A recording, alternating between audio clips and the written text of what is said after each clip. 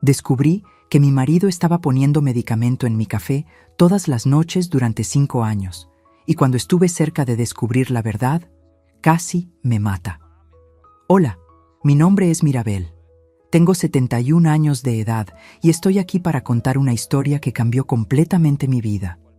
Una historia que sucedió cuando tenía 34 años, cuando aún era periodista de investigación, trabajando para uno de los portales de noticias más grandes del país. Soy una persona que trabajó con hechos, con pruebas, con documentación toda la vida. No creo en coincidencias, y lo que me pasó durante 5 años fue todo menos una coincidencia.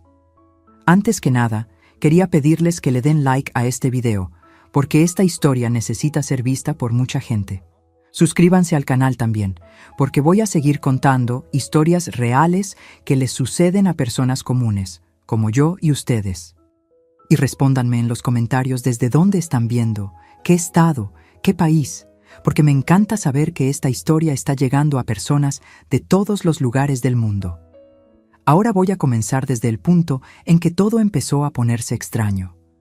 Todo comenzó hace aproximadamente 37 años atrás, cuando estaba en el auge de mi carrera. Acababa de cerrar una gran nota de investigación sobre corrupción en licitaciones públicas y estaba muy feliz con mi vida personal también. Teodoro, mi marido, había dejado la profesión de chef algunos años antes para cuidar de su mamá, que tenía Alzheimer avanzado. Era un hombre atento, cariñoso, siempre preocupado por mí, o al menos es lo que yo pensaba en esa época. Ahora, mirando hacia atrás con 71 años de edad, puedo decir que era una mujer ingenua. Era una mujer que creía que el mundo era mejor de lo que realmente es. La primera cosa extraña comenzó con aquel ritual matutino que teníamos. Todos los días, absolutamente todos los días, Teodoro se despertaba antes que yo y preparaba 2 cafés. Café colado en el momento. Café de verdad, de esos que sientes el aroma extendiéndose por la cocina. Decía que había traído una mezcla especial de una finca exclusiva del interior de Oaxaca. Un café caro, sofisticado, que solo preparaba para mí porque yo era especial. Yo amaba aquel ritual. Era como un abrazo calientito que recibía cada mañana de mi vida. Pero poco después de que empecé a beber su café, las cosas comenzaron a ponerse extrañas conmigo misma. Me despertaba absolutamente exhausta. Y no es un cansancio normal, ¿sabes? Es aquel cansancio que duermes 8 horas de noche y aún así te despiertas sintiendo que dormiste apenas 2. Mis ojos se ponían pesados, me dolía la cabeza constantemente y tenía ese mareo leve todo el tiempo, como si estuviera siempre en un barco moviéndose. Empecé a culpar al trabajo, porque los periodistas trabajan mucho realmente. Hay presión, hay deadlines, hay gente queriendo amenazarte porque no le gustó la nota que publicaste. Eso es normal en mi profesión. Pero después vinieron otros síntomas. Perdía la memoria de cosas que había hecho. Por ejemplo, llegaba a casa después de un día de trabajo y no recordaba si había comido algo o no. Mi colega de trabajo, Marcelo, me contó que en una reunión yo había dado una opinión sobre un asunto y 20 minutos después, él me hizo una pregunta sobre la misma cosa que yo había hablado y no recordaba nada. Me pareció muy extraño en aquel momento. Mi humor también cambió bastante. Me volví una persona mucho más dócil, mucho más pasiva. Cosas que antes me dejarían furiosa y lista para una discusión, ahora simplemente las dejaba pasar. Por ejemplo, Teodoro comenzó a pedirme que dejara algunos trabajos de la universidad donde estaba haciendo un curso de especialización. Decía, «Ya trabajas todo el día, amor. ¿Para qué estresarte más todavía?» Y yo estaba de acuerdo sin pensar mucho. Esto no era yo. Soy una mujer que siempre luchó por mis objetivos. Los dolores de cabeza se pusieron tan fuertes que tuve que ir a 3 neurólogos diferentes. Todos hicieron resonancia, tomografía, todo tipo de examen que se pueda imaginar. Nada aparecía. Los médicos decían que era probablemente ansiedad, estrés mismo, y me recetaban calmantes. Yo tomaba aquellos calmantes y quedaba aún peor, mucho peor. Teodoro, mientras tanto, era perfecto. Cuidaba de mí cuando yo estaba mal, me traía agua, me ayudaba a acostarme en la cama. Me abrazaba y decía que todo iba a pasar, que aquello era solo un momento difícil. Y yo le creía, porque ¿por qué no le creería? Era mi marido, la persona que elegí para pasar el resto de mi vida. Pero hay una cosa importante que necesito contar. Durante esos 5 años, la mamá de Teodoro estaba muy enferma. Tenía Alzheimer muy avanzado y Teodoro era quien cuidaba de ella durante el día. Ella tenía muchos medicamentos, muchos de verdad. Medicamentos para dormir, medicamentos para la ansiedad, medicamentos para controlar los comportamientos agresivos que tenía con la enfermedad. Y todos esos medicamentos estaban en el armario de la cocina, justo al lado de donde Teodoro preparaba mi café. Nunca me extrañó eso en esa época. ¿Por qué me extrañaría? Medicamentos en armario de cocina es algo muy común en casa de personas mayores. Mi trabajo comenzó a sufrir. Tenía dificultad para concentrarme en mis investigaciones. Mis notas salían con calidad menor de lo que normalmente hacían. Mi jefe comenzó a comentar que yo no estaba bien, que había algo mal. Hasta me ofreció una licencia, pero Teodoro me aconsejó no aceptar, diciendo que en periodismo una licencia puede costar tu carrera. Entonces, seguí yendo a trabajar con aquel cansancio, aquel mareo, aquella sensación de estar viviendo en cámara lenta.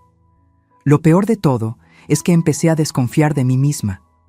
Pensé que estaba desarrollando alguna enfermedad mental, tal vez depresión, tal vez algo neurológico. Me sentía débil, me sentía dependiente, y no me gustaba esta versión de mí. Pero al mismo tiempo no conseguía hacer nada para cambiar aquello. Era como si mi cuerpo no obedeciera más a mi propio cerebro. La vida sexual mía con Teodoro también cambió. No tenía ganas, mi cuerpo no respondía. Y él, que antes era muy apasionado conmigo, comenzó a ser mucho más distante, mucho más frío. Pasaba demasiado tiempo en el despacho de la casa cerrado. A veces lo escuchaba al teléfono hablando cosas extrañas, bajo, susurrando, pero cuando le preguntaba, decía que era solo un amigo del trabajo antiguo, conversando sobre negocios. 5 años. Son 5 años viviendo así. 5 años despertando cansada. 5 años con dolor de cabeza constante. 5 años volviéndome una sombra de mí misma. 5 años bebiendo aquel café que yo amaba, pero que estaba lentamente destruyendo mi cuerpo y mi mente. Ahora, a los 71 años, consigo ver aquel periodo con claridad. Puedo identificar todas las señales que perdí, todos los puntos rojos que debería haber visto. Pero en aquella época, cuando tenía 34 años, cuando era más joven y tal vez demasiado confiada en las personas a mi alrededor, no conseguía ver nada de eso. El médico me dijo, años después, que los medicamentos que Teodoro me estaba dando afectaban no solo mi cuerpo, sino también mi capacidad de raciocinio crítico, que aquellos medicamentos específicos, cuando se dosifican crónicamente, causan una disminución en la capacidad de percepción del peligro, que yo literalmente no conseguía pensar con claridad suficiente para desconfiar de él, que aquello era parte del plan. Sentí mucha culpa después, mucha autoacusación por haber dejado que aquello sucediera durante tanto tiempo. Pero con el tiempo aprendí que la culpa es un lujo que las víctimas no se pueden permitir. La culpa pertenece solo a quien hizo el mal. Y quien hizo el mal fue Teodoro, nadie más. Y entonces llegó aquel día que cambió todo. Aquel día en que descubrí la verdad que estaba escondida en el fondo de una taza de café. Era un martes lluvioso, 14 de marzo de 1987. Recuerdo el día exacto porque tenía una reunión importante marcada en el periódico y estaba nerviosa porque sabía que mi desempeño no estaba bien. Me había despertado cansada, como de costumbre, y Teodoro ya estaba en la cocina haciendo aquel ritual que teníamos.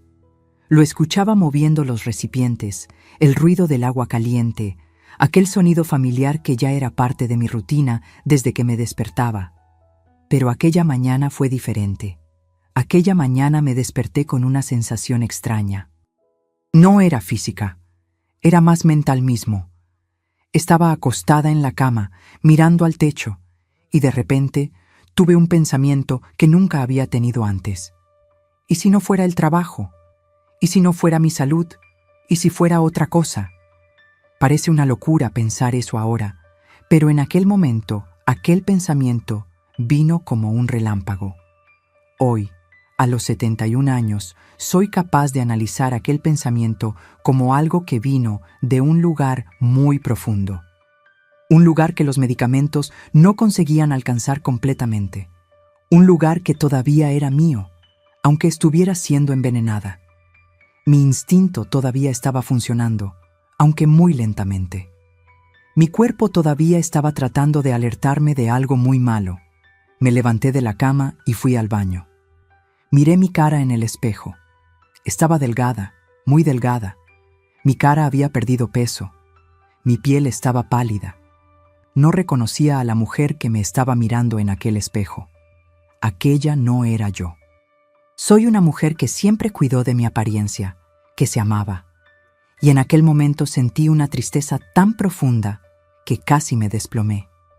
Teodoro tocó la puerta del baño y preguntó si estaba bien. Dije que sí, que solo me estaba arreglando. Él respondió que el café estaba listo, que había preparado mi café especial. Aquella palabra especial comenzó a hacer eco en mi cabeza de una forma muy extraña. Bajé las escaleras y entré en la cocina. Teodoro estaba allí de frente a la ventana, tomando su taza de café. Estaba con aquella ropa que siempre usaba cuando cuidaba de su mamá, una camiseta cómoda y un pantalón de pants. Me dio aquella sonrisa que yo conocía tan bien, aquella sonrisa que decía: «Buenos días, mi amor, ¿cómo estás?». Sentía algo extraño en aquel momento. No era lógico, no era racional, pero lo sentí. Mi café estaba en una taza de cerámica blanca, aquella taza que él había traído de un viaje a Portugal años atrás. Mi café estaba humeando, oliendo aquel aroma que yo conocía, y su taza, aquella taza de vidrio que él siempre usaba, estaba sobre la mesa de la cocina, también humeando. Hice algo que nunca habría hecho normalmente. No sé si fue instinto, intuición o aquella sensación extraña que tuve, pero miré a Teodoro y dije: «Amor, estoy tan cansada de esta rutina. ¿Sabes qué? Hoy quiero probar tu café, aquel que tú siempre tomas. ¿Puede ser?». Teodoro volteó hacia mí con una expresión que nunca había visto antes en su cara. Fue rápido, muy rápido, una fracción de segundo. Pero lo vi miedo, vi pánico. Después disimuló y sonrió, pero aquella sonrisa no era natural. Dijo: «Mi amor, no es tan especial, no. El tuyo es mucho mejor. Sabes que el tuyo es mucho más sofisticado». Insistí. Dije que estaba realmente queriendo probar, que estaba cansada de siempre beber lo mismo, que quería intentar algo nuevo. Teodoro comenzó a poner excusas.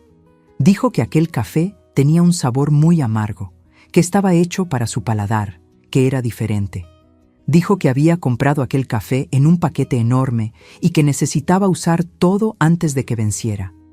Pero insistí más aún porque en aquel momento me di cuenta de que algo muy malo estaba pasando y aquel algo tenía que ver con aquel café. Agarré mi taza e hice ademán de cambiar. Teodoro se movió rápido, muy rápido. Extendió la mano e intentó impedirme físicamente. Dijo con una voz que nunca había escuchado salir de él, una voz más firme, más agresiva: «Mirabel, no, por favor, no hagas eso». En aquel momento todo quedó claro, todo tuvo sentido. Todos aquellos 5 años, todo aquel cansancio, todo aquel mareo, toda aquella sensación de estar perdiendo mi control, todo estaba conectado. En aquel segundo, cuando vi el miedo en sus ojos, cuando escuché aquella voz que no era la voz cariñosa que yo conocía, supe.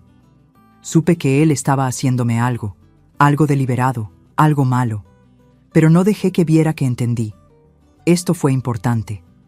Respiré profundo e hice algo que aprendí en todos aquellos años trabajando como periodista de investigación. Fingí que acepté. Sonreí y dije: «Está bien, querido. Tienes razón. Tu café tiene un sabor muy amargo. Me quedaré con el mío». Teodoro se relajó. Visualmente, conseguí ver sus hombros bajar. Respiró profundo también, e hizo una cosa que me congeló por dentro. Agarró mi taza, la que él había preparado para mí, y la colocó frente a él. Y tomó un sorbo. Tomó un sorbo de su propio café, del café que me había dado para beber, y en aquel momento me di cuenta de algo muy importante. Él no sabía cuál era cuál. Tenía una taza frente a él y una taza frente a mí, y no sabía cuál era cuál, porque yo había hecho la propuesta de cambiar. Teodoro tomó aquel sorbo y su expresión cambió completamente. Hizo una cara de asco. Llevó la mano a su boca y casi escupió. Corrió hasta el fregadero de la cocina y vació el resto de aquella taza. Se quedó allí agarrando el fregadero, respirando pesado. Fingí que no había visto nada. Agarré la otra taza, aquella que estaba frente a mí, que ahora sabía que era su café normal, y tomé un sorbo. Era un café completamente normal, sin sabor extraño ninguno, sin aquel amargor medicinal que había estado bebiendo durante 5 años enteros. Teodoro se volteó hacia mí y preguntó con una voz que intentaba ser casual, pero que temblaba: ¿Cómo está el café? Dije: delicioso, exactamente como siempre. Y sonreí. Sonreí para él mientras todo mi cuerpo estaba temblando, mientras mi corazón estaba acelerado, tanto que estaba segura de que él podía escucharlo desde donde estaba. Teodoro se sentó frente a mí. Pidió disculpas por haber reaccionado de esa manera. Dijo que tenía un dolor de cabeza y que aquel café amargo empeoraba mucho sus dolores. Me abrazó y besó mi cabeza y dijo que me amaba. Y dejé que hiciera todo aquello mientras mi cerebro estaba funcionando a velocidad máxima. Tenía 5 años de vida para descifrar. Tenía que descubrir exactamente qué estaba poniendo en aquel café. Tenía que entender el porqué. Y, más importante aún, tenía que hacer esto sin que él supiera que yo sabía. Aquella mañana, antes de ir a trabajar, hice una cosa que puede parecer simple, pero que fue muy importante. Cuando Teodoro fue a revisar a su mamá en la sala de estar, entré en la cocina rápidamente. Busqué en cada armario, en cada cajón, en cada lugar donde pudiera estar guardando algo. Y entonces lo encontré. En el armario encima del fregadero, justo al lado del café, estaba un frasco de medicamento. Era un frasco de prescripción. El nombre era difícil, algo que empezaba con Flurasep. Reconocía aquel medicamento porque mi propio médico me lo había recetado una vez años atrás, cuando tenía insomnio. Era un sedante, un calmante muy fuerte. El tipo de cosa que tomas por la noche para dormir y que te deja muy somnolienta al día siguiente. Agarré el frasco con cuidado, tratando de no hacer ruido. La fecha de prescripción era de 3 meses atrás. El nombre en la prescripción era el nombre de la mamá de Teodoro. Ella había fallecido hacía 2 años, pero él todavía tenía aquel medicamento. Todavía tenía aquel medicamento vencido, colocándolo en mi café todas las mañanas. Mis manos comenzaron a temblar. Tuve que colocar el frasco de vuelta en su lugar, exactamente como estaba, con aquel cuidado de no dejar marcas de polvo o cualquier indicio de que había tocado allí. Teodoro volvió a la cocina momentos después, preguntando dónde estaba. Dije que me estaba preparando para ir a trabajar. Me dio un beso de despedida. Aquel beso que antes era cariñoso, pero que ahora, sabiendo lo que sabía, parecía venenoso. Aquella mañana, en el camino al trabajo, hice una cosa que probablemente parecería extraña para la mayoría de las personas. Manejaba hacia el periódico, pero mi pensamiento estaba en otro lugar completamente. Pensé en llamar a la policía, pero ¿y si estaba equivocada? ¿Y si aquello no significaba lo que yo pensaba que significaba? Él podría tener una explicación. Podría ser algo inocente. Podría ser... No, no era inocente. Nadie pone medicamento en el café de alguien por 5 años por casualidad. Llegué al trabajo y fingí normalidad. Me senté en mi escritorio, abrí mi computadora y miré la pantalla en blanco. Normalmente tendría ideas de notas fluyendo en mi mente. Normalmente estaría investigando cosas, desarrollando historias. Pero aquel día, mi cerebro estaba ocupado con apenas una investigación. La investigación de un secreto que mi marido estaba guardando. Necesitaba pruebas. Necesitaba confirmación científica. Necesitaba a alguien en quien pudiera confiar para analizar aquel café y decirme exactamente qué tenía dentro. Y sabía exactamente a quién debería buscar. Mi mejor amiga, Cassandra, era médica. Más específicamente, era toxicóloga. Trabajaba en un hospital particular de la ciudad, haciendo análisis de sustancias en casos de envenenamiento, sobredosis e investigaciones forenses. Si alguien podía ayudarme, era ella. Pero tenía que tener cuidado, tenía que ser discreta. No podía simplemente llegar a Cassandra y contar que pensaba que mi marido me estaba envenenando. Porque si estaba equivocada, si aquello era solo paranoia mía, estaría destruyendo mi matrimonio por nada. Y si estaba en lo correcto, tenía que reunir todas las pruebas posibles antes de hacer cualquier movimiento. Durante aquel día entero, hice un plan en mi mente. Un plan que involucraba riesgo, que involucraba fingir durante más tiempo, pero que era necesario. En la noche de aquel 14 de marzo, cuando volví a casa, Teodoro estaba esperándome en la puerta. Había hecho mi platillo favorito para cenar. Estaba siendo muy atento. Y mientras comía aquella comida que él había preparado, me preguntaba, ¿habrá algo allí también? ¿Estará poniendo cosas en mi comida también? Aquel pensamiento me asustó más que todo lo que había pasado hasta aquel momento. Hoy, a los 71 años, cuando miro hacia atrás a aquel periodo, consigo ver con claridad cuán crucial fue aquel día. Aquel día fue el punto de quiebre. Aquel día fue cuando dejé de ser solo una víctima pasiva y comencé a ser alguien que estaba luchando por su propia vida, porque finalmente sabía, finalmente tenía la respuesta para aquella pregunta que me atormentaba. ¿Por qué? ¿Por qué estaba tan cansada? ¿Por qué estaba tan confundida? ¿Por qué mi vida se había desmoronado de esa forma? Y aquella respuesta, por más terrible que fuera, era mejor que vivir en el vacío de la ignorancia. Aquella noche fue una de las más largas de mi vida. Fingí dormir al lado de Teodoro, pero mi cuerpo entero estaba en alerta máxima. Mi corazón latía acelerado, mi mente no paraba de pensar y cada movimiento que él hacía me dejaba tensa. Cuando roncaba, siempre ronca desde que nos conocemos. Aquella noche, aquel ronquido que antes me calmaba, que antes era como una música familiar, ahora me asustaba, porque sabía que, mientras él dormía tranquilo, yo estaba allí despierta, descubriendo que todo lo que pensaba sobre mi matrimonio era una mentira. De madrugada, me levanté de la cama con cuidado extremo. No puse los pies donde la cama cruje. Ya sabía, después de tantos años, exactamente por dónde pisar para no despertarlo.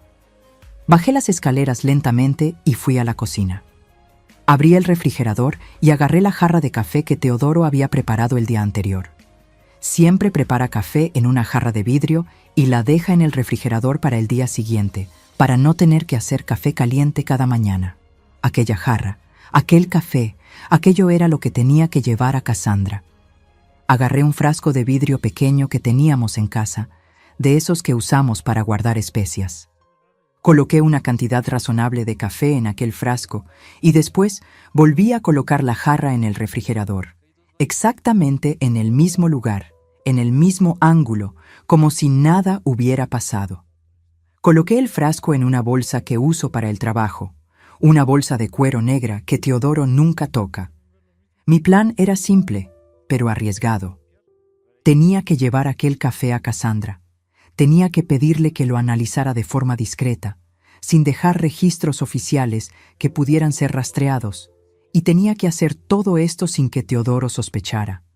Porque si él descubría que yo sabía, si se daba cuenta de que estaba investigando, no sé qué haría. Aquel pensamiento me congeló. No sé qué haría. Esa frase hizo eco en mi mente durante toda aquella madrugada. Pasé la noche entera imaginando escenarios oscuros, escenarios que no quería ni pensar, pero que mi cerebro insistía en crear. Ahora, con 71 años, consigo decir que aquel miedo estaba justificado, porque descubrí después que Teodoro había considerado varias formas de deshacerse de mí. formas que involucraban accidentes, formas que involucraban hacer parecer que yo había enloquecido. El envenenamiento era apenas el comienzo de un plan mucho más siniestro. Por la mañana, cuando me desperté, Teodoro estaba a mi lado durmiendo. Lo observé por algunos minutos. Aquel hombre que pensaba que conocía mejor que cualquier persona en el mundo. Aquel hombre que prometía amar para siempre. Aquel hombre que estaba lentamente envenenando mi cuerpo mientras susurraba que me amaba. No tomé el café aquella mañana. Teodoro preguntó por qué. Mentí y dije que tenía un dolor de estómago, que el café lo empeoraría. Aceptó la excusa sin cuestionar. En el trabajo, durante la mañana, envié un mensaje a Cassandra. Nos comunicábamos siempre por teléfono porque era más discreto. Pregunté si tenía tiempo para almorzar conmigo aquel día. Respondió que sí, que podíamos encontrarnos en el restaurante cerca del hospital donde trabajaba. Durante aquellas horas de espera, no conseguía concentrarme en nada. Mi jefe pasó por mi escritorio y preguntó si todo estaba bien conmigo. Dije que sí, que era solo una migraña que estaba pasando. Me ofreció salir más temprano, pero rechacé. No quería dejar el trabajo porque necesitaba mantener las apariencias. Si empezaba a actuar de forma diferente, si empezaba a faltar, a quejarme, a mostrar señales de que algo estaba mal, Teodoro podría sospechar. Aquel equilibrio que tenía que mantener era frágil, muy frágil. Al mediodía salí del trabajo y fui al restaurante. Cassandra ya estaba sentada en una mesa de esquina, lejos de otros clientes. Es una mujer inteligente y cuando la veo, enseguida se da cuenta de que algo está mal. Somos amigas hace más de 15 años, desde la facultad. Me conoce demasiado bien para que pueda engañarla. Cuando me senté, inmediatamente preguntó: ¿qué pasó? Respiré profundo y en aquel momento decidí contarle la verdad. No todo, pero lo suficiente para que entendiera la gravedad de la situación. Dije que pensaba que algo estaba muy mal con mi café, que durante 5 años había estado tomando café que me dejaba muy cansada, con mareos y dolores de cabeza constantes, que algunos días atrás descubrí que el café de Teodoro era completamente diferente, que no sabía qué había en mi café, pero que estaba segura de que había algo allí, que podía ser una broma de él, podía ser algo que no se daba cuenta de que estaba haciendo, pero que necesitaba saber. Cassandra me escuchaba con atención total. Pidió que le contara cómo descubrí aquello. Conté sobre el cambio de las tazas, sobre la reacción de Teodoro, sobre el frasco de medicamento que encontré. Cuando terminé de contar, Cassandra se quedó callada por algunos segundos. Después, preguntó si tenía el café conmigo. Saqué el frasco de mi bolsa y lo coloqué en la mesa entre nosotras dos. Agarró el frasco y lo observó. Movió el café dentro del frasco, viendo el color, la consistencia. Después preguntó: ¿estás segura de que quieres hacer esto? Porque una vez que analice esto, todo cambia. ¿Entiendes eso? Dije que sí. Dije que necesitaba saber, que no conseguía más vivir con aquella duda, que necesitaba respuestas. Cassandra colocó el frasco en una bolsa suya. Dijo que podía hacer el análisis, pero que tenía que ser discreto, que no podía usar los equipos del hospital porque tendría que llenar formularios, documentación, todo sería registrado. Pero conocía a un colega, un toxicólogo que tenía consultorio particular, que podía hacer aquel análisis de forma confidencial. Agradecí. Agradecí tanto que casi empecé a llorar allí en aquel restaurante. Cassandra me agarró la mano por sobre la mesa y dijo que todo iba a estar bien, que fuera cual fuera el resultado, ella estaba allí conmigo. Aquel almuerzo fue rápido. Comimos poco porque ninguna de nosotras tenía apetito. Cuando nos despedimos, Cassandra me abrazó y susurró que me amaba, que estaba allí conmigo. Los 3 días siguientes fueron los más largos de mi vida. 3 días de espera, 3 días de continuar fingiendo que nada había pasado. 3 días de tomar café preparado por Teodoro nuevamente, porque si dejaba de tomar, él sospecharía. Entonces tomé. Coloqué aquella taza en mis labios, bebí aquel café que ahora sabía que estaba envenenado. Y fingí que todo estaba bien, porque tener certeza de la verdad era más importante que proteger mi cuerpo por algunos días. Teodoro continuaba siendo atento. Continuaba abrazándome, besándome, susurrando palabras de amor. Y cada gesto que antes era reconfortante, ahora era una puñalada en mi corazón. Porque cada beso era una mentira, cada abrazo era una traición, y yo tenía que continuar fingiendo que no sabía nada. El miércoles por la noche, Cassandra me llamó para conversar. Pidió que fuera a un lugar discreto, una posada que tenía un bar en el primer piso, un lugar donde nadie nos conocía. Acordamos que llegaría allí alrededor de las 9 de la noche, cuando Teodoro ya estaría durmiendo. Aquella noche fingí que estaba muy cansada. Dije que iba a dormir temprano. Teodoro preparó mi café una última vez antes de que fuera a dormir, y lo bebí como si fuera la cosa más normal del mundo. Aproximadamente una hora después, cuando tenía certeza de que estaba durmiendo profundamente, agarré las llaves de mi auto y salí de casa. El camino hasta la posada llevó 20 minutos. Mi corazón se aceleraba con cada kilómetro. Pensaba en todas las posibilidades. ¿Y si Cassandra había encontrado algo tan grave que había decidido que tendría que notificar a las autoridades? ¿Y si el resultado había mostrado que no era solo un calmante, sino algo mucho peor? ¿Y si había estado envenenada con múltiples sustancias durante 5 años? Cuando llegué a la posada, Cassandra ya me estaba esperando. Estaba con una carpeta de papel en la mano. Pidió que conversáramos en un lugar más privado y fuimos a una de las salitas que la posada tenía para reuniones. Nos sentamos cara a cara. Cassandra abrió la carpeta y comenzó a hablar. Dijo que había llevado el café para analizar en un laboratorio particular de un colega de confianza, que el análisis había llevado 2 días porque tenían que ejecutar pruebas específicas para identificar las sustancias y el resultado había venido aquella mañana. En el café que había estado tomando hacía 5 años había una concentración de flurazepam. No una cantidad pequeña que pudiera ser una contaminación accidental. Era una cantidad deliberada, dosificada específicamente, para ser suficiente para causar sedación crónica, pero no suficiente para ser detectado fácilmente en un examen de sangre estándar. Cassandra explicó que el flurazepam es un benzodiazepínico, un sedante, que cuando tomas durante 5 años en pequeñas dosis todos los días, tu cuerpo desarrolla una tolerancia que explica por qué no me había desmayado, por qué conseguía hacer mis actividades básicas, pero por qué tenía aquel cansancio constante, aquel mareo, aquella pérdida de memoria. Pero había más. El análisis también había detectado trazos de otro medicamento, un medicamento llamado amitriptilina. Era un antidepresivo tricíclico que cuando se combinaba con el benzodiazepínico causaba efectos aún más potentes de sedación y dependencia emocional. Sentí el piso desaparecer bajo mis pies.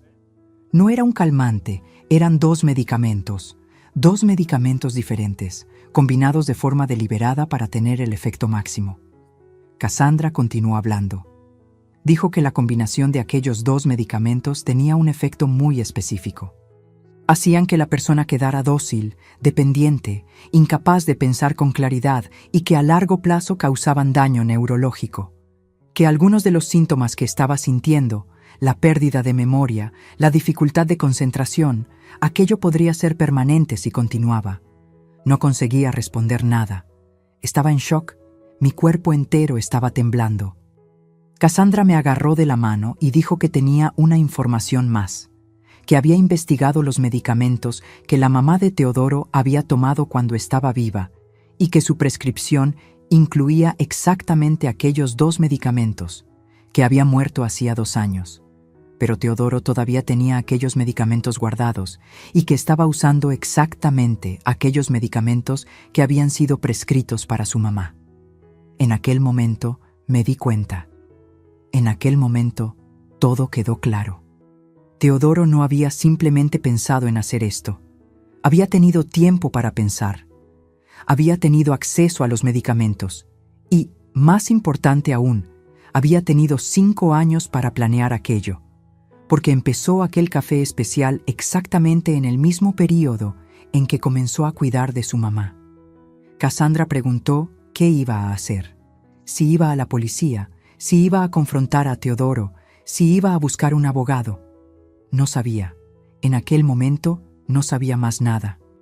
Solo sabía que la vida que pensaba que tenía, que duró 22 años de relación con Teodoro, era una mentira. Todo era una mentira. Y todavía tenía que volver a casa y continuar fingiendo que no sabía nada, porque todavía no había descubierto el porqué. ¿Por qué estaba haciendo aquello? ¿Cuál era el objetivo final? Tenía que entender la mente de un hombre que amaba lo suficiente para casarme con él, pero que me traicionó de la forma más cruel posible durante 5 años enteros. Hoy, a los 71 años, puedo decir que aquel laboratorio particular salvó mi vida. Aquellas pruebas toxicológicas fueron la diferencia entre continuar siendo envenenada hasta la muerte o descubrir la verdad a tiempo. Cassandra me llevó de vuelta a casa aquella noche. Le pedí que me dejara a algunas cuadras de distancia para que Teodoro no sospechara. Cuando llegué a casa, estaba durmiendo. Me acosté a su lado y pasé otra noche en blanco, pero esta vez era diferente. Esta vez tenía pruebas. Esta vez tenía certeza, y aquella certeza, por más dolorosa que fuera, me dio una sensación de poder, porque ahora no era más alguien que estaba siendo engañada. Ahora era alguien que sabía exactamente lo que estaba pasando, y yo iba a hacer algo al respecto. Volví a casa aquella noche en un estado que no consigo ni describir con palabras. Era como si estuviera manejando mi auto con el piloto automático, porque mi cerebro se había apagado completamente. Mi cuerpo sabía el camino a casa, pero mi mente estaba en otro lugar. Estaba en un lugar oscuro, lleno de preguntas que no conseguía responder. Cuando entré en casa, Teodoro estaba durmiendo. Subí las escaleras lentamente y me acosté a su lado. Continuaba durmiendo profundamente, aquel sueño tranquilo, despreocupado. Y me quedé allí acostada, observando su cara en la oscuridad, tratando de encontrar en aquella cara la respuesta para una pregunta muy simple. ¿Por qué? ¿Por qué un hombre que crees que te ama haría algo de ese tamaño? ¿Por qué pondría su propio cuerpo en riesgo?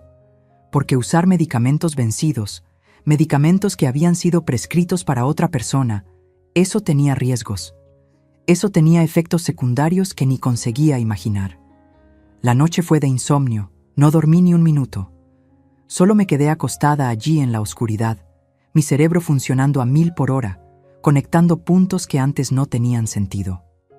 Y entonces empecé a recordar cosas, pequeñas cosas que había descartado en la época, que había pensado que eran normales, pero que ahora tenían mucho sentido. 3 años atrás, Teodoro me había pedido que firmara algunos documentos. Documentos que dijo que eran para seguros de vida, cosas de rutina que las parejas hacían. Firmé sin ni siquiera leer bien. Confié en él y en aquel momento, acostada en aquella cama, me pregunté cuál era el valor de aquel seguro, cuánto valía yo muerta para él. 2 años atrás, cuando la mamá de Teodoro murió, recibió una herencia. No era una herencia enorme, pero era significativa. Algunos inmuebles, una cuenta bancaria con una suma considerable. Y poco después de que recibió aquella herencia, comenzó a hablar de dejar el trabajo como chef. Dijo que quería cuidar de mí, que había tenido la oportunidad de retirarse temprano por causa de la herencia. Pero, ¿y si aquello no fuera todo? ¿Y si hubiera más dinero involucrado? 1 año atrás, Teodoro comenzó a pasar mucho tiempo en el despacho. Dijo que estaba estudiando para sacar una certificación en gestión de inversiones.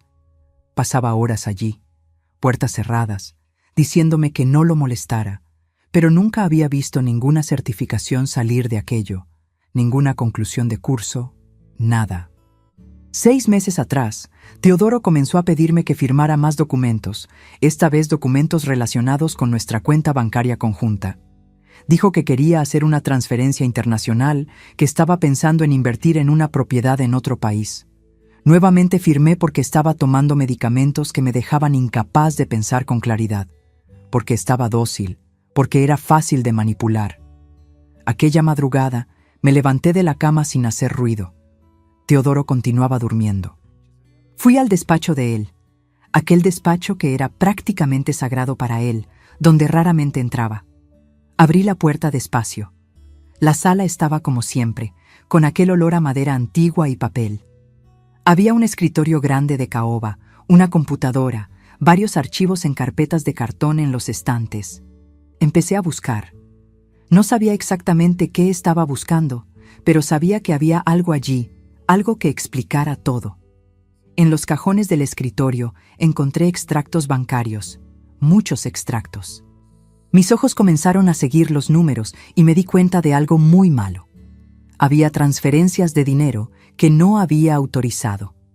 Transferencias internacionales para cuentas en nombres que no reconocía. Números muy grandes, mucho mayores que el dinero que Teodoro debería tener disponible. Busqué más. En las carpetas de cartón encontré documentos de propiedades. Una casa en Miami que nunca había visto antes. Un departamento en Barcelona que no sabía que existía. Todo esto en nombres que no eran míos ni de él, nombres de empresas que parecían fachadas. Y entonces encontré algo que me hizo congelarme completamente. Era una carpeta azul escondida detrás de otros documentos. Dentro había fotos, fotos mías durmiendo, fotos mías tomando café, fotos mías en varias etapas de intoxicación, con los ojos medio cerrados, desorientada. Había decenas, cientos, tal vez. Cada foto tenía una fecha. Las fechas empezaban hace exactamente 5 años. Al lado de las fotos había un archivo de texto, un archivo que tenía anotaciones, fechas, descripciones de cómo estaba en cada día. Día 47.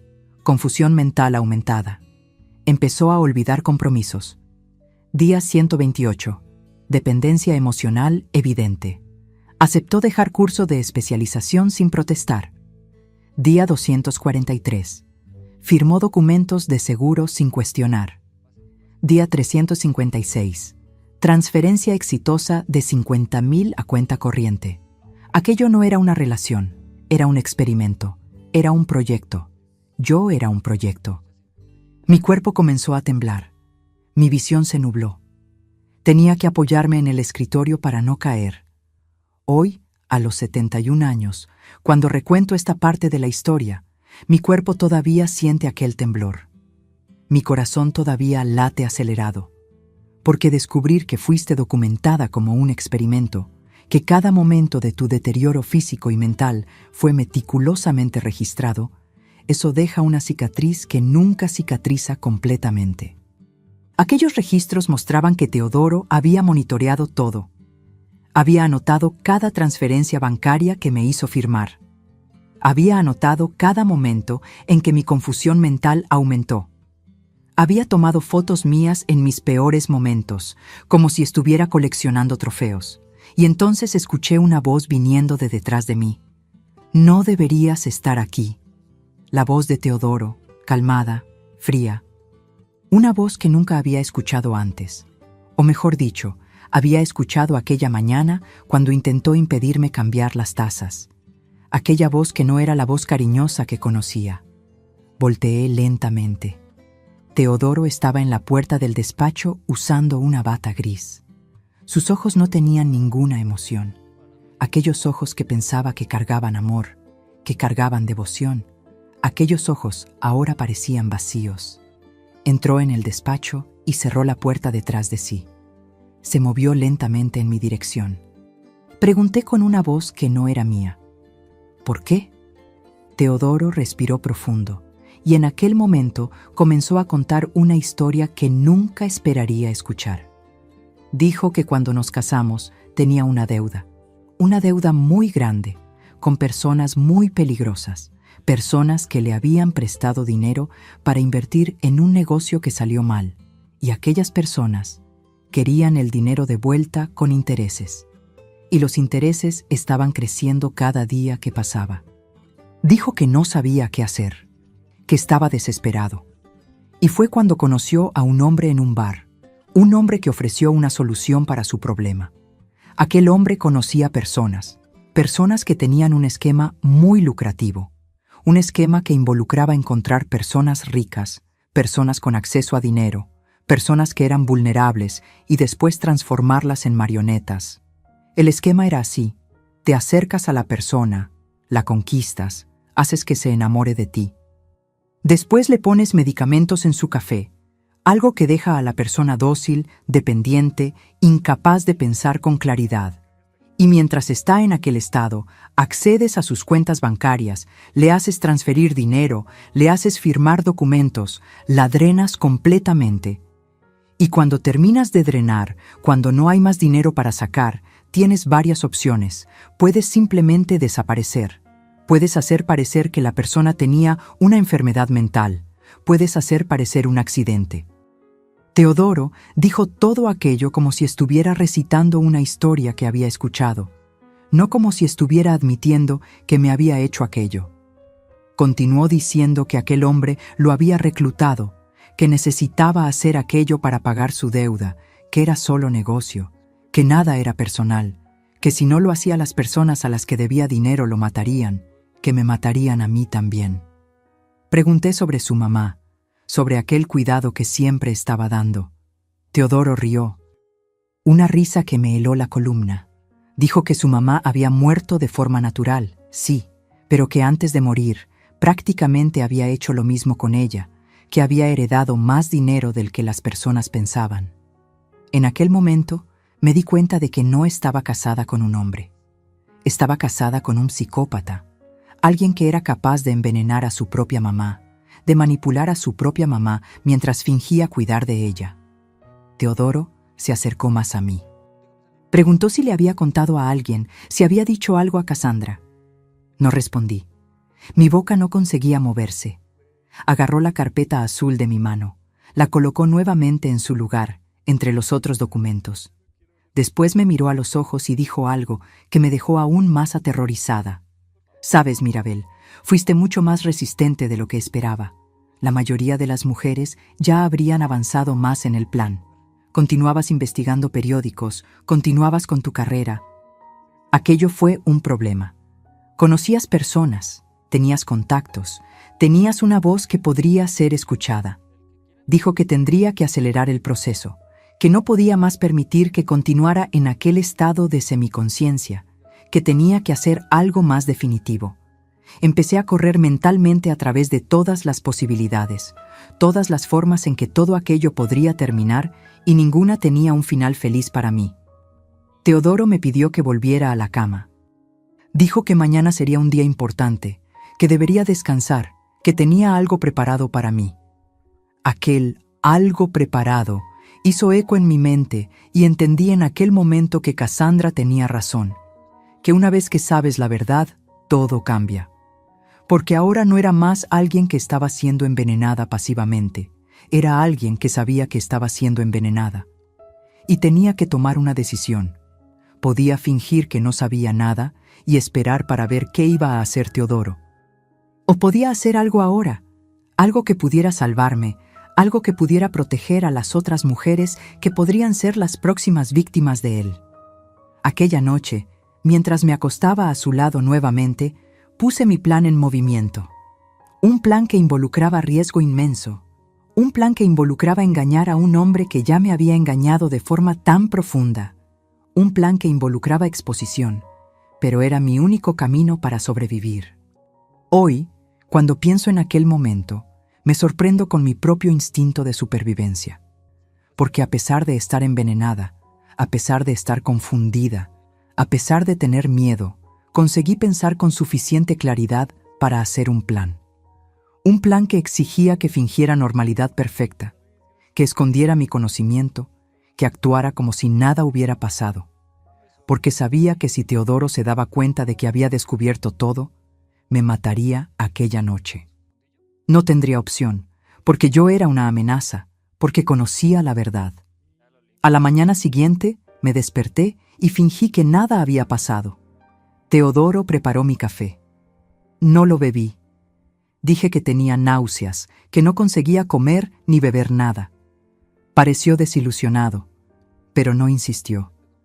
Durante aquel día, mientras Teodoro estaba ocupado en otro lugar de la casa, hice una cosa que podría cambiar todo.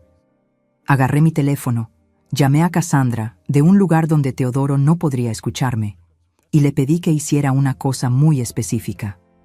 Le pedí que fuera hasta la delegación de policía y hiciera una denuncia formal.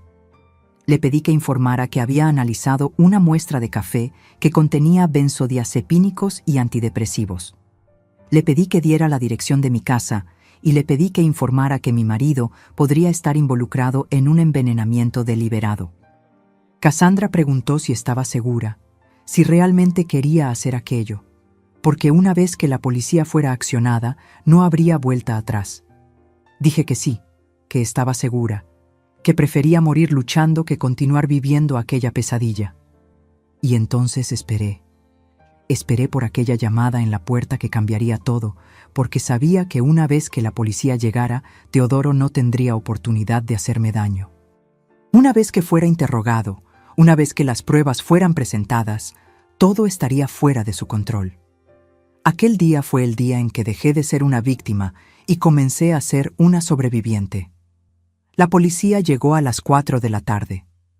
Escuché el ruido de las llantas en el asfalto, el sonido de los autos parándose frente a mi casa. Mi corazón comenzó a latir tan rápido que pensé que tendría un infarto en aquel momento. Estaba en la cocina fingiendo que organizaba los armarios. Teodoro estaba en el despacho como siempre. Cuando vino la llamada en la puerta, salió del despacho corriendo. Preguntó quién era. No respondí. Solo me quedé allí de pie con las manos temblando. Teodoro abrió la puerta y vio a 2 policías, un hombre y una mujer.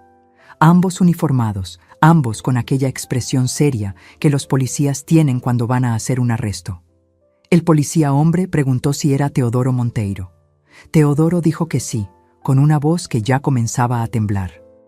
El policía dijo que necesitaba acompañarlos para responder algunas preguntas relacionadas con un posible envenenamiento, que tenía derecho a permanecer en silencio, que cualquier cosa que dijera podría ser usada contra él en un juicio. Teodoro me miró en aquel momento y en aquella mirada vi todo. Vi la rabia, vi el pánico, vi la certeza de que su plan se había desmoronado completamente. Fue arrestado. Lo colocaron en uno de los autos de policía y se lo llevaron. Aquella noche, la policía volvió con una orden de allanamiento. Revisaron toda la casa, encontraron los medicamentos vencidos en el armario, encontraron los extractos bancarios en el despacho, encontraron las fotos, encontraron toda la documentación que Teodoro había guardado. Una de las policías, una mujer llamada delegada Elena, se sentó conmigo y preguntó si quería hacer una denuncia formal, si quería presionar acusaciones contra mi marido. Dije que sí, que quería que fuera responsabilizado por todo lo que había hecho. La delegada preguntó cuánto tiempo había estado tomando aquel café envenenado. Dije 5 años. La delegada cerró los ojos por un momento, como si aquel número fuera demasiado para ella procesar. Después preguntó si había otras víctimas que conociera, si había otras mujeres que pudieran estar pasando por lo mismo. No sabía, pero tenía aquel archivo que Teodoro había guardado, aquel archivo con anotaciones y fechas. Y en aquel archivo había referencias a otras mujeres, nombres que no reconocía, fechas que no tenían sentido conmigo. La policía comenzó a investigar.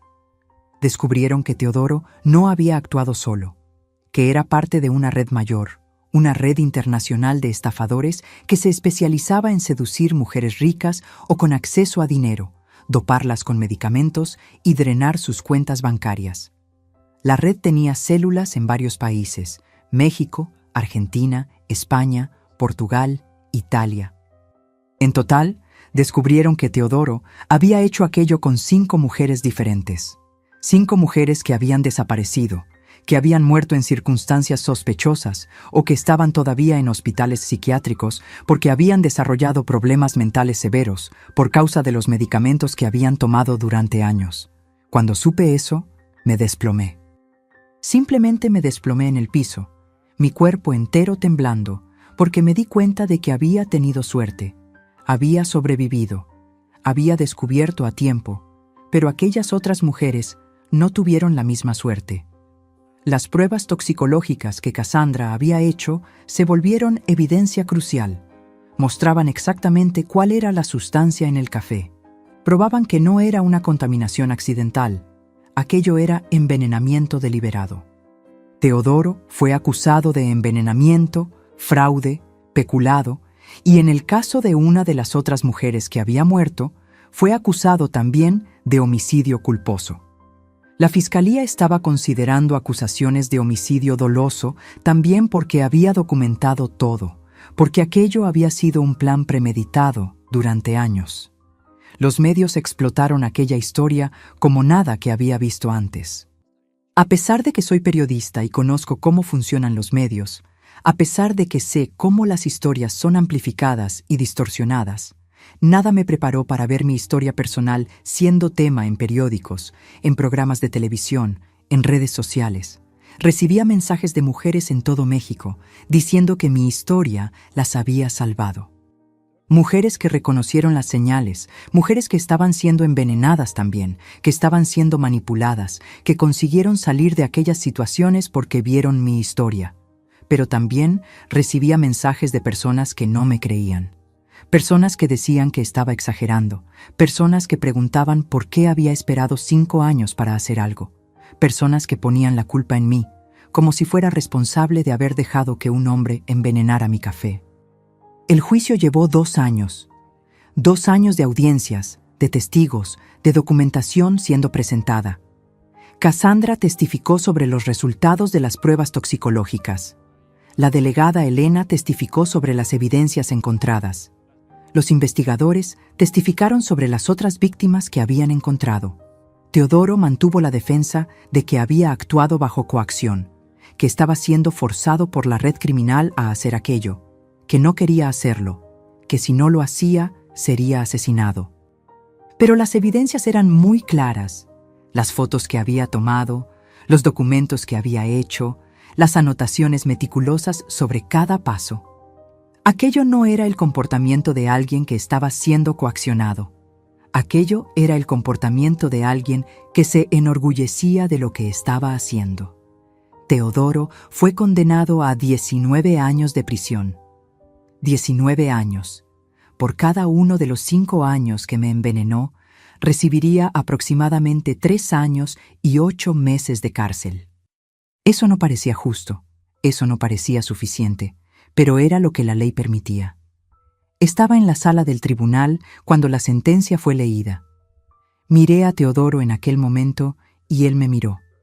Y aquella mirada, incluso después de todo lo que había pasado, incluso después de que toda la verdad fue revelada, aquella mirada todavía tenía un trazo de aquel hombre que pensaba que conocía. Pero sabía que aquel hombre nunca había existido, que aquel hombre había sido solo una construcción, un personaje que había creado para engañarme. En los meses siguientes al juicio tuve que recuperarme. Y recuperación es una palabra que no consigue describir lo que fue aquello. Mi cuerpo había acumulado daño de los medicamentos. Las neuronas de mi cerebro habían sido afectadas. Mi médico dijo que algunos de los daños podrían ser permanentes, que podría tener dificultades de memoria para el resto de mi vida, que mis reflejos podrían nunca volver completamente a la normalidad. Pasé 6 meses en un programa de rehabilitación, un programa específico para víctimas de envenenamiento crónico. Allí conocí a otras mujeres que habían pasado por cosas similares, que habían sido envenenadas de diferentes formas por personas que deberían amarlas. Una de ellas, una mujer llamada Paula, había sido envenenada durante 5 años con arsénico. Su novio había puesto arsénico en su comida lentamente. Había desarrollado cáncer por causa de aquello. Estaba en etapa 4 cuando descubrió. Otra mujer, Fernanda, había sido envenenada por su mamá, su propia mamá, durante 15 años. El objetivo era mantener a Fernanda medicada lo suficiente para que no consiguiera desarrollarse emocionalmente, para que permaneciera dependiente. Escuchar aquellas historias era al mismo tiempo devastador y reconfortante. Devastador porque había tanta maldad en el mundo, reconfortante porque no estaba sola, porque había otras personas que habían pasado por cosas tan horribles como aquello por lo que yo había pasado. El programa tenía terapia, tenía médicos, tenía pruebas neurológicas frecuentes. Iban acompañando mi recuperación, tratando de evaluar cuánto daño había sido hecho y cuánto podía ser recuperado. Mi cerebro estaba más lento, mi memoria de corto plazo estaba comprometida. Pero con el tiempo, con terapia, con medicamentos prescritos correctamente, esta vez las cosas comenzaron a mejorar. Al mismo tiempo, pasé por una evaluación psicológica que descubrió que había desarrollado TEPT, trastorno de estrés postraumático. Aquello tenía sentido. Había vivido una situación traumática. Había descubierto que la persona que amaba, en quien confiaba más que en cualquier otra persona en el mundo, me había conscientemente envenenado todos los días durante 5 años. La confianza es una cosa muy frágil, y cuando descubres que aquella confianza fue traicionada de forma tan fundamental, es muy difícil reconstruir. Mi trabajo como periodista sufrió también. Volví al periódico después de 2 años, cuando el juicio había terminado. Pero no conseguía más investigar las historias de la misma forma. Tenía miedo. Miedo de estar cerca de personas que no conocía bien.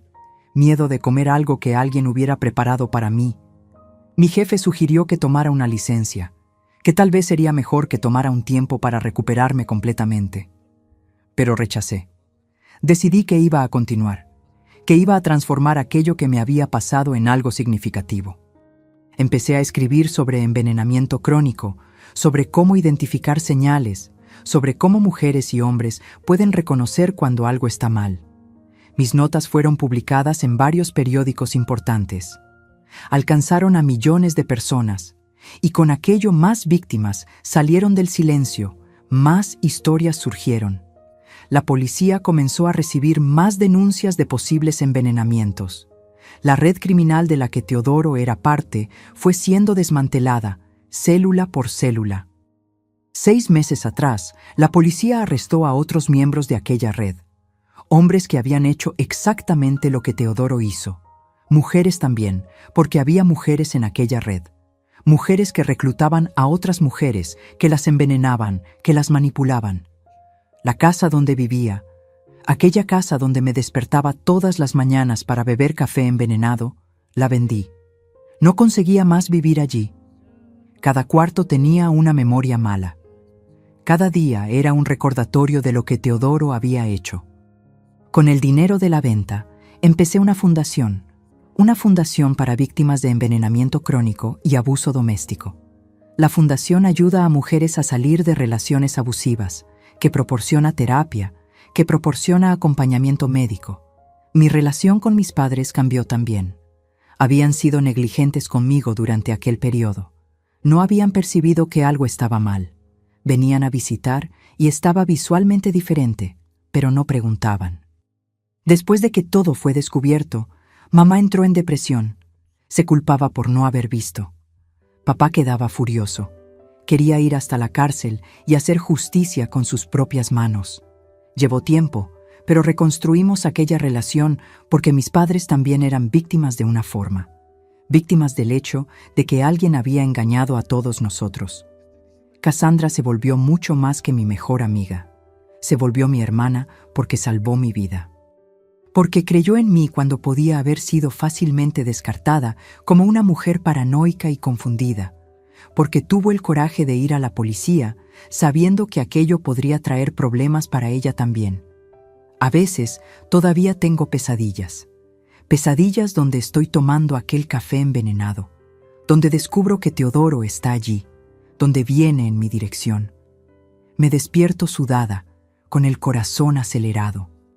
Mi terapeuta dice que aquello es normal, que aquello va a pasar con el tiempo, pero soy realista, soy periodista, soy alguien que trabaja con hechos. Y el hecho es que el trauma no desaparece.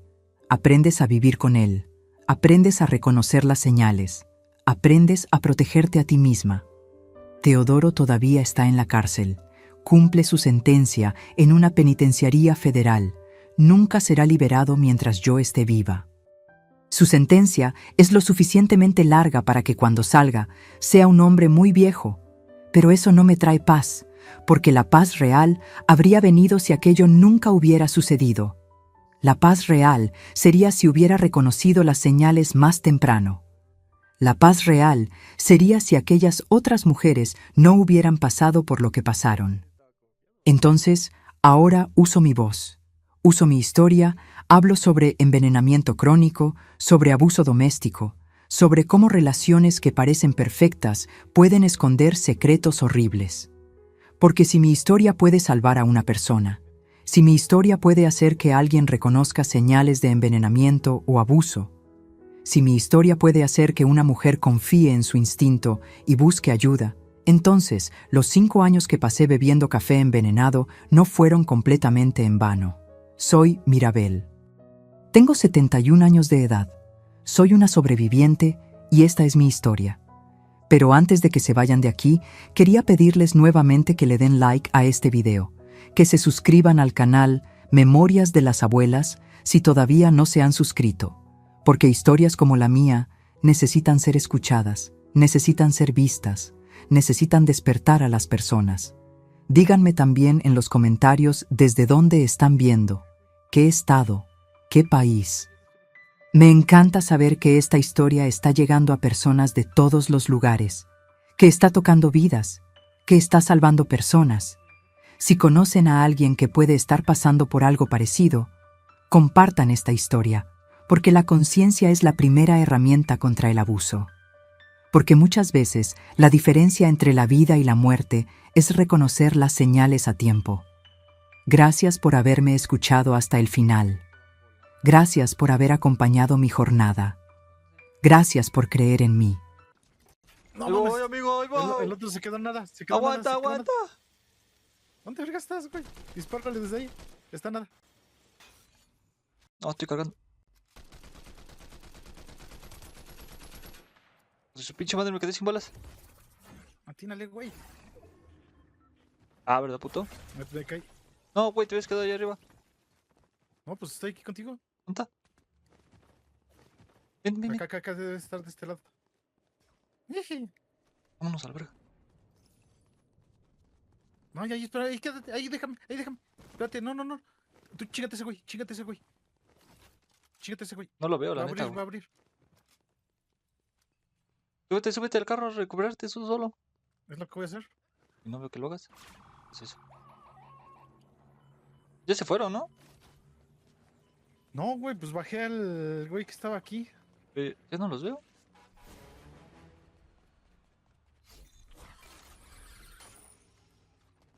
¿Ya no están? Deja curarme. Acá había un botiquín. Sí, Acá hay güey. uno, aquí hay uno. No los veo, güey. No, se Pues ya bajé vámonos. a uno y el otro se te peló. Y el otro se me peló. Vámonos. Corre, corre.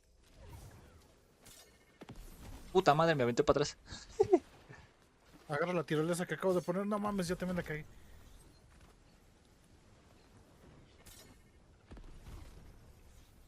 Puta zona, ¿qué pedo? Está corriendo muy rápido. Es lo que estoy viendo, entonces ni por qué. Ya entré. Va muy rápido, ¿no? La pinche zona pedorra. ¿Qué pasa de ver? Aquí está ese güey, por aquí está. Están ahí enfrente construyendo. ¡Ay, güey! Me bajó. Está aquí arriba de la casa. ¡No mames! Tienes al otro del otro lado. Me sacó, creo. ¿Neta? No, aquí estoy. Verga, no Está traigo arriba de la vida. casa. Sí, no traigo vida. Vete.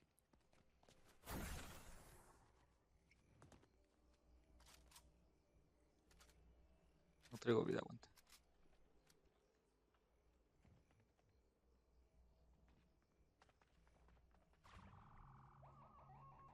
¿Te estás curando tú? Sí. Ahí viene para acá. Puta madre, construyó. Cúrate. No puedo curarme, no tengo con qué. ¡Ah! Vámonos en el carro, en el Súbete. carro. Ven acá, ¿Dónde estás? aquí atrás. Vámonos. Vámonos a la verga. Ahora sí, pinches perros. Vas a ver si puedes pasar al lado de ellos para balasearlos. Estaría chido. No traigo vida, güey. No, tú estás bien. Si me quedo nos van a putear. Ah, verga, le vengo dando al carro. Avanza, avanza, avanza, avanza, avanza más.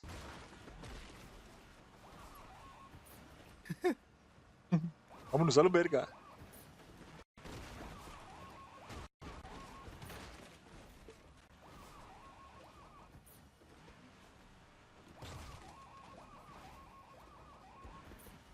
No mames, aquí hay gente, Aquí hay güey. loot, aquí hay loot. Pero aquí hay gente, mamón. Vente, aquí hay loot. Vente aquí, quédate.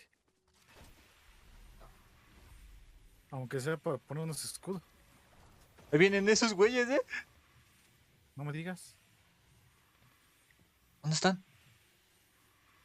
Estoy- Aquí están. ¡Ah, huevo! A huevo, por puto. Venía bien sobres el güey. Sí, güey. Es el otro güey, no sé dónde quedó. Puta madre, pinche juego, qué pedo, se me está trabando. Ahí viene igual, ¿Dónde ¿eh? verga estás? No lo veo. Ahí. Ah, puta madre. Vente Esa para madre. acá. Cómete esto. Chile, le voy a aventar otro puto cañonazo. Órale, perro, cálmese. Cómete esto. Una pizza, una pizza. Pero déjame, mamón, déjame pizzas. Sí. Con... Ahorita llévate las que te sobren. Ya no me No sobraron. te las comas, güey. No, hombre, ya no me sobraron, papi. ¿Qué quieres que haga, carnal? Acá hay una de estas madres morada, ¿eh?